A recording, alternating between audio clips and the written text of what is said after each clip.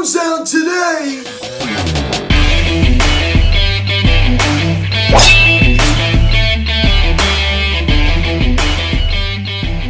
What is going on, everybody? Welcome to the Phillies Head Show Videocast recap of this afternoon's game between the Philadelphia Phillies and the Washington Nationals. The Phillies come back from a 6-0 deficit to win it 7-6. Unbelievable, ladies and gentlemen. And guys, if you're bringing in this video, please subscribe if you haven't done yet. Please don't get your bell. Please like this video, comment on this video, share this video, and let's get into this. We're talking about the fighting, ladies and gentlemen. We're talking about the fightings, right? We come back from a 6-0 deficit and win 7-6 as we sweep out the Washington Nationals. Nice job, nice job. So back-to-back sweeps against the Nationals. You sweep at the 4-game series at the beginning of August, and then you come back late August / early September and also sweep out this time a 3-game series, right? So I look at this as some retaliation for what they did to us in 2019, right? I mean, they completely squashed us like a bug in 2018. I mean, they killed us in 2018, right? You go look in September 2018, we got swept out of a 5-game series in D.C., right? We only won 1 game at Nationals Park in 2019. 1! It was the return of Bryce Harper, right? I mean, that first game in Washington, we lost every game after that, right? So we only lose 1 game at Nationals Park this year, and it was the finale of a 3-game set in May against Patrick Corbin. Awesome job, right? I mean, how about all these late comebacks? I mean, especially against the Nationals, right? I mean, that was just crazy, right? You saw that stat, how many times the Phillies came back, at least down 3 runs against the Nationals. So it's just absolutely crazy. A lot of these comebacks, the Nationals are just bad. They're just really, really bad. I mean, there's no question about that. So a great job by the Phils, right? I mean, a lot of these games they could have lost, even going back to last month in the 4-game series, some games they could have lost there too. As I pick up the scoring summary in the bottom of the 3rd inning, Aaron Nola, man, I mean, what has gotten into this guy? I mean, he's just so up and down. He's just so inconsistent. I mean, you're just scared to look at him because of, depending on what day of the week it is. As Lane Thomas homers on the fly ball to center field, it barely got out onto the putting green out there in center field. His first of the season, and it's 1-0 Nationals. So Lane Thomas gives the Nats a 1-0 lead, right? One of their many young guys over there on the Nats. So we pick it up, same inning. Juan Soto. This also was a wall scraper, a towering shot from Juan Soto. As he homers on the fly ball to center field, a 2-run shot also scores Alcides Escobar, his 23rd of the season, and it's now 3-0 Nats. So the Nats now jump ahead to a 3-0 lead here in the bottom 3rd inning. It wasn't looking too good, right? I mean, this is only a 3-0 deficit. I'm not liking the way this game is trending, right? And you saw that stat, Juan Soto, right? I mean, with over 500 base percentage in the month of August. 500! A 500 base percentage in the month of August. I mean, that is just incredible. I mean, I don't even have words for that. I mean, that's getting on base more than half your plate appearances. I mean, that's something you got to be proud of at his age, at 22. That's something you got to be proud of, right? And this kid is good. I mean, he's a young star. This kid is something special, right? I mean, if you either hate the Nationals or do you hate Juan Soto, you have to at least admit that this guy's a good player, right? I can't stand the Nationals. Probably my second least favorite team. For a while, I said I just couldn't stand Juan Soto. I mean, I don't dislike him as much as I used to, even though he absolutely kills the Phils. I've learned to really respect him. I mean, he's just a really, really good player. You have to understand, at least think that he's good for baseball, right? And this is a generational talent. He is just really, really just tearing it up. So it's 3-0 Nats, and we pick it up. Bottom of the 5th inning, Juan Soto does it again, ladies and gentlemen, as he singles inning ground ball to right field that sneaks in. Pablo Espinino and Lane Thomas come around to score. It's now 5-0 Washington. So the Nationals jump ahead to a 5-0 lead. Juan Soto continue to do some damage. How about Espinino coming around to score there, right? The pitcher. Just goes to show you how bad Aaron Nola was today. Of course, Bailey Falter allowed that 2 RBI single right there to Soto. Some of his base runners were put on by Aaron Nola. And then we pick it up here. Same inning. Josh Bell singles on a sharp ground ball to center field. Alcides Escobar comes around to score. It's now 6-0 Washington. So the Nationals jump ahead to a 6-0 lead here in the bottom of the 5th inning. At that point in the ball game, I'm thinking like, man, I don't like the way this game is trending, right? I don't think any Phillies fan did. This game just had a loss written all over it. So this bullpen was just imploding. Bailey Falter and Aaron Nola seemed to team up today to try to lose the game for the Phils. Let me pick it up top of the 6th inning. Here we go. The comeback, right? Andrew McCutchen, the Nationals killer. Right, I mean, we got one of the team who used to wear the curly W on his chest in Bryce Harper. We also got a guy, Andrew McCutchen, who also kills him. Didn't wear that uniform, but also kills him as he doubles on a sharp line jet to left field, batting with the bases loaded. Odubel Herrera, Bryce Harper, and JT Realmuto all come around to score.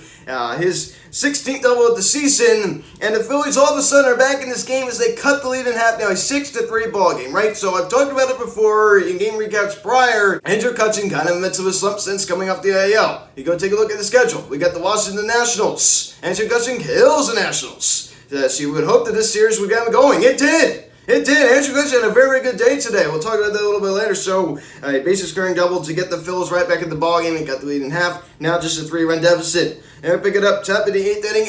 Andrew McCutchen does it again, ladies and gentlemen. Uncle Kutch, as he singles on a ground ball to center field. JT Realmuto comes around to score. It's now a 6-4 ballgame. So Kutch coming up big right there. Clutch. Kutch is clutch. 6-4 ball game. Then this evening, the Phillies tie it as Nick Maton hits a sharp ground ball to Luis Garcia over at second. He can't handle it. Andrew McCutchen and Freddie Galvis score as the Phillies tie it at 6. Unbelievable. Unbelievable. We come all the way back down 6-0 as we tie it. The Fightins, right? I mean, we're talking about the Fightins here. So even though that was a field of shorts, I mean, Nick Maton, he'll still hit that ball pretty hard, right? I mean, get runs any way you can, right? I mean, he put the pressure on the Nationals. It's a young team over there. It's going to make some mistakes, and they did right there. And take advantage of it. 2 runs come around to score. We got a brand new ball game at 6. Then Odubel Herrera grounds into a force out at second.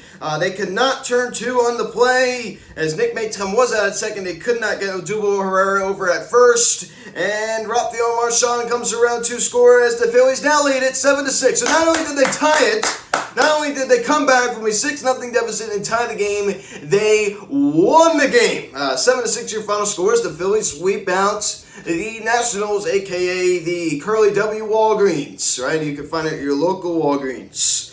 And Duber at a leadoff spot, collecting 3 hits. We all know how good he is on the road, especially on the road. I mean, he's been heating up recently. Average now climbs to 265, a 7.62 OPS. So you can take a look at his stats. 7 games, he's hitting 417. Last 15, he's hitting 426. And in his last 30, he's hitting 330. So there's no question that he is heating up. Gene Segura out of the 2-hole does go hitless. Unfortunately, not much out of him. Bryce Harper also not much noise out of him. Did collect 1 hit. That little dribbler up the third base line, striking out 3 times. Did score 1 of the Phillies runs today. On the bases clearing, Andrew McCutchen double. JT Muto only 1 hit. Also scored 2 of the Phillies runs. Great job. And JT Muto and Bryce Harper both had 3 strikeouts today. And Andrew McCutchen, your Phillies still player of the game. 2 hits, they were big hits, right? The bases clearing double, which was huge. 3 RBIs, and then he delivered on the RBI single. So 4 RBIs today for Kutch, also scoring 1 of the Phillies runs. Your Phillies still player of the game, the other national killer, right? I mean, this guy is just, wow, hopefully this series gets him going, right? I mean, going into this Miami series, another bad team. Let's hope that he could stay at. Rafael Marchand gets to start behind home plate today again, right? So JT Muto did play in this game, got to start over at first. So it's nice to see JT Muto get some playing time again now. Of course, has sat. Did rolling his ankle the other day on a swing on Sunday, I believe that was. So he hasn't been behind the plate. So it was nice to see him over at first base today. So I think that day off yesterday really did the Phils well. So hopefully that rested him up a little bit. So Rafael Marchand behind the plate. Collects another hit back there. He just continues to be solid. I said it before, I'm going to say it again. You got to get rid of Andrew Knapp in the offseason. I mean, this guy's got to be your backup catcher. I mean, either you trade this guy for some pitching, or you have him as the backup catcher. I mean, this guy cannot stay in the role that he was in before. I mean, something's got to change here. I mean, something's got to come at it. You trade him for some assets, or you put him as the backup catcher. Because Rafael Marchand, I mean, I really like this guy a lot. I think you're going to get a decent amount for him. Take a look at Aaron Nola's start today. I mean, dare I take a look at his start today. Awful. 4 innings, 6 hits, 6 runs. All 6 were earned. 2 walks and 5 strikeouts. I mean, I don't know. I feel like I just say the same words over and over and over when it comes to Aaron Nola. I mean, it's just so sad. It's just sad because we all know it is there. We all know it is there. We saw it in 2018 on full display. We saw glimpses of it in the second half of 2017.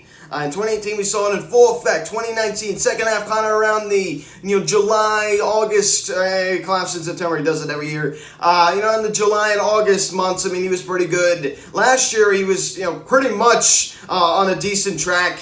But this year, it's just been from the start not good. It's just been not good. April wasn't terrible. But ever since around May 1st, he's been bad. He has been bad. So pretty much all season, he's not been good. He's just not been good. He's been a number 4. I mean, he's just been a number 4. And his ERA proves it, a 4.54 ERA. These are like, I guess I said, this is the kind of start you expect out of your number 4 star. So I just don't even know anymore. The changeup looks just dead sometimes. The curveball just hangs over the middle part of the plate, and they just wait for it. They just wait for it. It's not even that hard. His fastball's never been great. I'm not really gonna harp him too much about the fastball. I mean, it is what it is. I mean, it's not really his best, one of his best pitches that it's not really his go-to. I look at more the change in the curve, and it's just like, man, oh man, when it's not on, he's not on. So in regards to the fastball, 5 strikeouts, right? He's not only a strikeout kind of guy. He collected 5 strikeouts today in 4 innings, right? So that's not bad for 4 innings of work, right? I mean, that's on average more than a strikeout an inning. Yeah, I mean, that department wasn't absolutely terrible, but boy, oh boy. I mean, it's just like another rough start for him. Bailey Falter, he's like he wasn't in charge of any of these runs. I mean, not all of this goes down on Aaron. Bailey Falter also not very good coming out of the Phillies bullpen today. J.D. Hammer, another solid inning coming out of the Phillies bullpen, and striking out 2, lower his ERA now down to 1.56. Sam Coonrad continues to look solid as he gets the win. Now 2-2 on the year. Archie Bradley, kind of a scary appearance there, right? With the Ryan Zimmerman single and also, walking the hitter. That was kind of scary. And Ian Kennedy slams the door, his 22nd save of the season as he pitches the bottom of the ninth. So that is it. The Phillies sweep out the Nats. And on to Miami Beach, right? So today would have been an off day for the Phils. Yesterday, of course, was their off day. I hope everyone in the, Malga Hill, Gloucester County area, if you live near the Schuylkill River, in Philadelphia, I hope you all are okay, right? So you all heard the horrible storms that took place, yesterday. I mean, that was terrible, right? I mean, a tornado, right? A tornado, I believe took down some homes in Malga Hill. So that's pretty bad. And Gloucester County. So hope everyone's okay over there. My thoughts and prayers go out to the victims of that pretty bad storm, right? So I really hope that everyone is okay. You also saw in New York, some subways flooded, right? A few people unfortunately passed away. So pretty sad.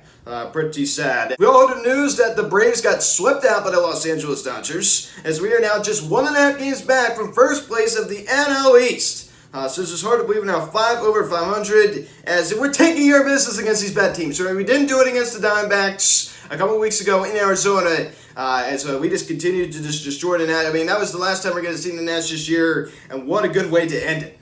So take a look at the current scores. The Mets leading the Marlins, right? Let's keep in mind, it's the Marlins, ladies and gentlemen. It is the Marlins. They are an insanely bad team, and the Mets lead them 4-3. The Mets just don't scare me. I mean, any Met fan can be like, oh, it's still an MLB team. I don't care. The Marlins are a bad team. And I'm going to say it too, Nationals and Diamondbacks, not good teams. I mean, I'm really looking at the Milwaukee series. I mean, I think that's going to be a true test with Phillies. Phillies on the road. The Brewers, they're still not happy about, us sweeping them out. 4-game series at CBP. They're going to want some retaliation. Don't think that they forgot about what we did to them in May. And they are out to get us. They are out to get us. So the Rockies take the lead over the Braves, now a 5-3 ball game in the top of the 4th inning currently at the time of this video. So guys, since you watched this video, please subscribe if you haven't yet. Please show notification bell. Please like this video, comment on this video, share this video, check out the social media, link us section at Phillies Hats of Instagram, TikTok for Instagram, call or text 267-225-3292. Email me. PhilliesHatsEvent@gmail.com. So guys, since you're watching a hotline video out tomorrow since it is Friday, I plan on going live on Saturday night. Don't worry about that. Like I said, Saturday night, hopefully, right? I mean, that's what I plan on doing. 7-10 the first pitch tomorrow night. Gibson 10-5 with a 2.94 ERA. Going against Luzardo 5-7 with a 7.19 ERA. So guys, since you're watching, I'm Luke, and I'll talk to you later. Let's go Phils. I'll see you guys.